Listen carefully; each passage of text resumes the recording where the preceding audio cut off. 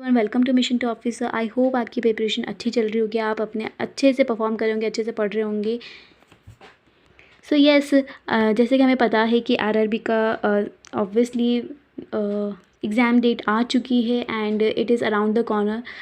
Like next week से ही start हो जाएगा। अगर आपने फिल करा है तो फिर नेक्स्ट वीक से स्टार्ट हो जाएगा और नेक्स्ट मंथ से ही हमें बहुत सारे एग्ज़ाम्स लाइंड अप है। लाइक आरआरबी पीओ का है, आरआरबी क्लर्क का आ गया, आईबीपीएस क्लर्क का आ गया।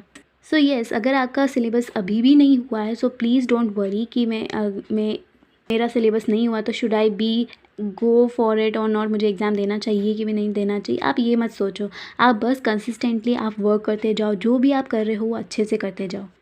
सो बेसिकली आज की वीडियो में मैं बताऊंगी कि आप अपने परफॉर्मेंस को और अच्छे से कैसे बेटर कर सकते हो, किस तरह से आप अपने एक्यूरेसी को और अच्छे से परफॉर्म कर सकते हो, स्पीड को कैसे हम मेंटेन करते हुए अपनी एक्यूरेसी बढ़ा सकते हैं। सो येस, मैं अब बात करती हूँ रीजनिंग की। तो रीजनिंग में मैं बात करूँ लाइक बेसिकली इसमें 2 सेक्शंस होते हैं, like puzzles and miscellaneous, right. So आपके मार्क्स में स्टिल बहुत कम मार्क्स आ रहे हैं, तो जो मैं आपको स्ट्रैटेजी बताऊंगी, जो चीज़ बताऊंगी आप इसको फॉलो करो, you will for sure see the result.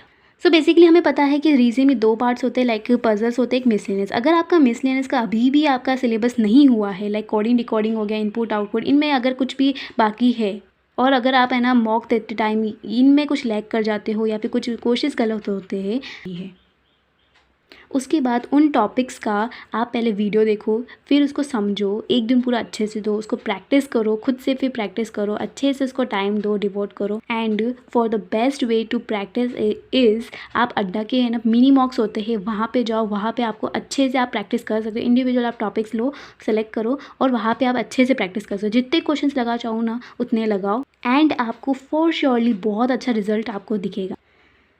So basically आपको करना क्या है, जैसे कि मिसलेनियस हो गया, उसमें आपको ये इंडिविजुअल टॉपिक से, मान लो आपका है ना सिलेबस कंप्लीट नहीं हुआ, what you have to do, आप उसमें जाओ इंडिविजुअल, जैसे मान लो इनपुट आउटपुट का आपको क्वेश्चंस नहीं बन रहे, मॉक टेस्ट में आप देने बैठते हो बट उसके क्वेश्चंस नहीं बन रहे या फिर गलत होने लग जाते हैं, तो आप उसके है ना वीडियो देखो कि भाई क्या क्या है, फिर इंडिविजुअल आप उसका वीडियो देखने के बाद आप खुद प्रैक्टिस करो। और बेस्ट वे टू प्रैक्टिस है, आप अड्डा के जो मतलब मिनी मॉक्स होते हैं ना, इंडिविजुअल टॉपिक्स के लिए जाओ और वहाँ पर आप अच्छे से प्रैक्टिस कर सकते हो। जितने क्वेश्चन लगाना चाहो उतने क्वेश्चन आप लगा सकते हो।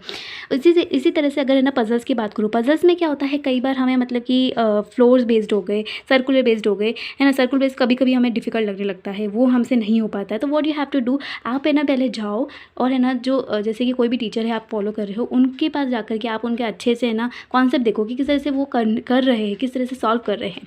एंड उसके बाद वो उन टॉपिक्स को, उन टाइप के जो भी जिस तरह से मैथड लगा रहे हो उसको ट्राई करो कि आप उसको अप्लाई करने की कोशिश करो और उसको खुद प्रैक्टिस करो। जितना हो सके आप जितने क्वेश्चन आप लगाओगे ना इंडिविजुअल टॉपिक्स का, आपको उतने ही आपका स्ट्रॉन्ग होता जाएगा। और प्रैक्टिस करना बहुत ज़रूरी है। इन द सेम वे अगर क्वांट की बात करें, क्वांट में क्या होता है, 2 टॉपिक्स होते हैं, दैट इज़ अर्थमेटिक होता है एंड स्पीड मैथ होता है। स्पीड मैथ को आपको नहीं रोकना है, आपको उसे प्रैक्टिस करते हुए चलना है, ठीक है। ये सारे जो टॉपिक्स इसको प्रैक्टिस करते हुए चलना है। In the same way arithmetic की बात करूँ, अर्थमेटिक में जो है इंडिविजुअल टॉपिक जैसे कि मैंने बताया था बहुत important, that is a profit and loss हो गया। इसको आपको फॉर श्योरली करना ही करना है क्योंकि इसके रिलेटेड आपके DI में भी क्वेश्चन आते हैं, रेशियो एंड प्रोपोर्शन हो गए, टाइम एंड स्पीड हो गया, इस टाइप के जो भी क्वेश्चन है उनके आप अपने पहले इन सारे टॉपिक्स को पहले कवर कर दो, उन सबको अच्छे से प्रैक्टिस करो। इनके एक इंडिविजुअल आप ना क्लास लगाना चाहते हो इसको लगा सकते हो और अच्छे से इसकी प्रैक्टिस करो, अच्छे से क्वेश्चंस लगाओ, इसको मत छोड़ो। और DI के जो क्वेश्चंस है लाइक आपको प्रॉफिट एंड लॉस के बेसिस पे आता है, रेशियो एंड प्रोपोर्शन के बेसिस पे आते हैं, इनकी प्रैक्टिस करो,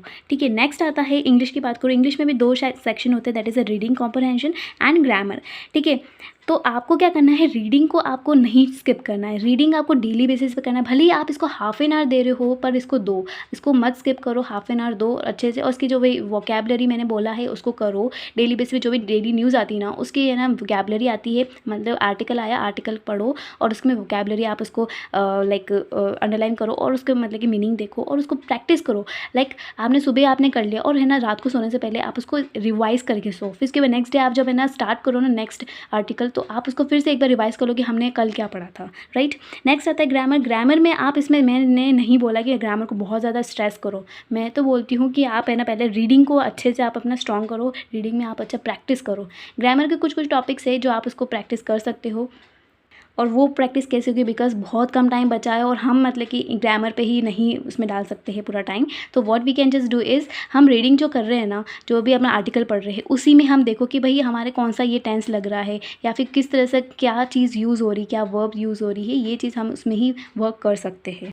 and specially for the beginners, अगर बहुत ज़्यादा मान लो आपका इतना सिलेबस नहीं हुआ, प्लीज़ वहाँ पे घबराओ मत, आप बहुत अच्छे से कर सकते हो। जितना भी हुआ है आप उसको पहले अच्छे से है ना, जो जो भी आपने टॉपिक्स कर रखे हैं ना, आप उसको प्रैक्टिस करो, जितना हो सके उतनी प्रैक्टिस करो, उतने क्वेश्चंस लगाओ, जितने हो सके मॉक टेस्ट लगाने की कोशिश करो। एंड प्रैक्टिस प्रैक्टिस प्रैक्टिस, ये बहुत ज़्यादा इंपॉर्टेंट होता है। और जो पहले से ही करता हुआ आ रहा है तो आप भी मत घबराओ, क्योंकि आपने ऑलरेडी इतना सब कुछ कर चुके हो, इतना सिलेबस कवर हो चुका है। तो आपको क्या करना है, what you have to do, only you have to be focus. आपको फोकस करना है और प्रैक्टिस करते हुए चलना है, क्योंकि आपने पहले पढ़ रखा है। ऐसे तो नहीं ये सारी नई नई चीज़ें नहीं, ये नई चीज़ें नहीं है आपके लिए, ये आसान है, आप कर सकते हो। And go for it, just practice practice and practice. And yes, all the best for your exam, अच्छे से परफॉर्म करो and do not give up. So yes, that's it for the today's video. See you in the next one. Till then, keep learning and growing.